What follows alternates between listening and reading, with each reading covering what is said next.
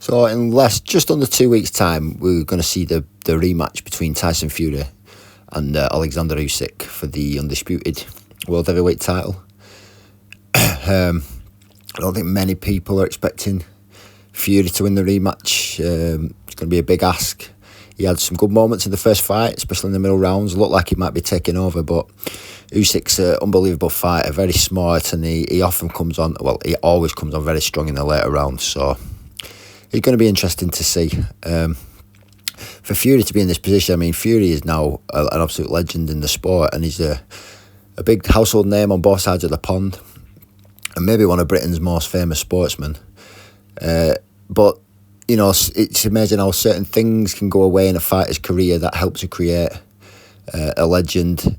Sometimes it's a bit of luck and stuff. I'm not saying Fury's been lucky, but there's one man who's played a pivotal role in creating the legend of Tyson Fury, and that man is Reiss, who was the referee in the first Wilder Fury fight. Now, I have always been a big fan of Tyson Fury, really. I mean, last year I kind of went off him a bit in the lead up to the Usyk fight with the shenanigans and stuff. I'm a massive admirer of Alexander Usyk, and not just as a fighter, as a man.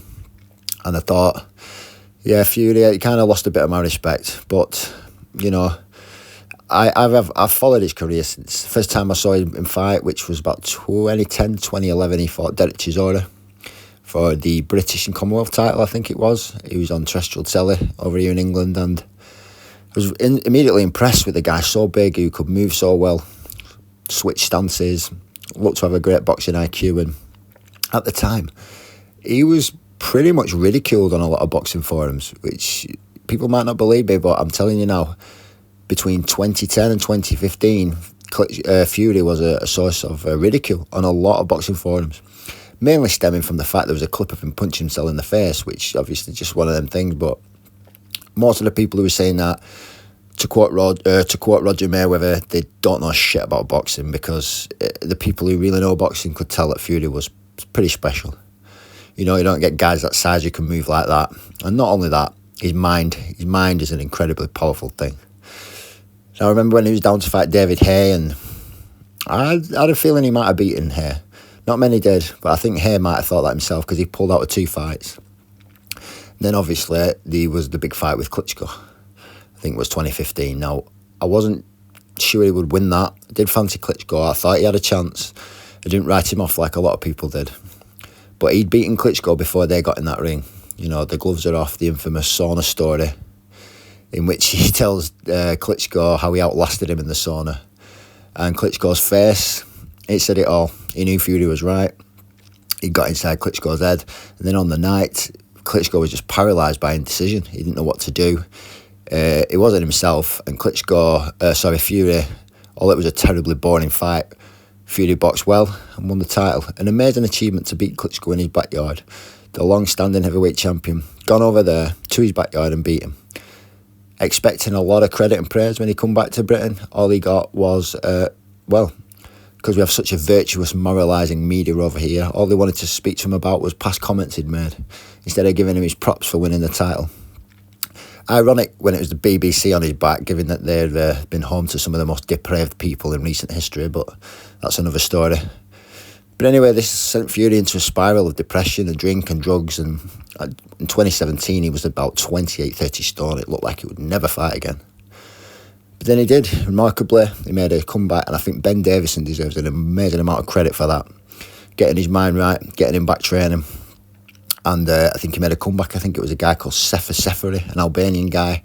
It was a bit of an exhibition, really, an easy tune-up match. And then, unbelievably, he got signed to fight Deontay Wilder, the hard-hitting, unbeaten knockout artist from America.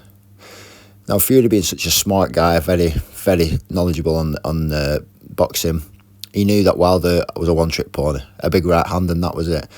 And I think Fury knew he could box his head off, even though he wasn't fully fit. So the fight was made. I think Fury was the underdog, and he come into the ring. Physically, he looked very, very soft, you know, very no muscle mass. You know, he always had a good engine, Fury, but, you know, he was nowhere near his best condition. And early in the fight, he was boxing Wilder's head off, I have to say. From what I can remember, I mean, sometimes you have to watch a fight back, but I think the consensus was he was boxing Wilder's head off, to be honest. It looked like he was going his way. In the 9th round, he was caught by kind of a cuffing blow and knocked down.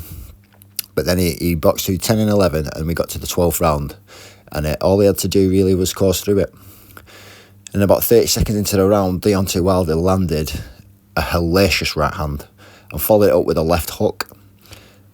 And Fury, he looked like it was completely out cold on the floor. Eyes open, not moving an inch. Now, in my opinion, 99 out of 100 referees would have stopped that fight there and then. I've never ever seen a ref see a guy just completely out on the floor like that and not just instantly wave it off. But fair play to Jack Reiss. He knew Fury hadn't took a lot of punishment in the fight. He knew he was a champion and he gave him the chance to get up. He stood over him counting, and unbelievably, like the Undertaker from the Wrestling Federation, he rose from the dead. He got up, managed to get up at about 9.5. Jack Reiss told him to walk to him.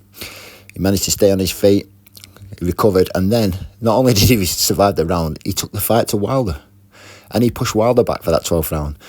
And it was the ending of that fight that led to Fury's tactics for the rematch. He knew he could hurt Wilder. He knew he could push him back, and he absolutely destroyed him in the rematch.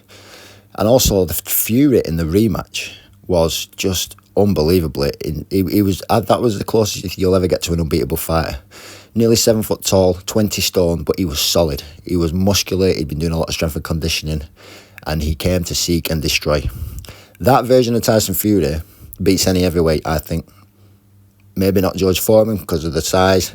I just think even Usyk may not be able to live with the Fury, but Tyson Fury was on a wave of momentum then.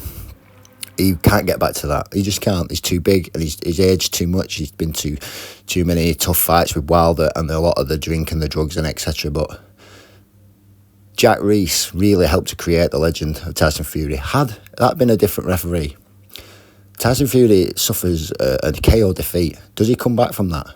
Is there a rematch? Is there even a point in having a rematch? Maybe there would have been, but he would never have known.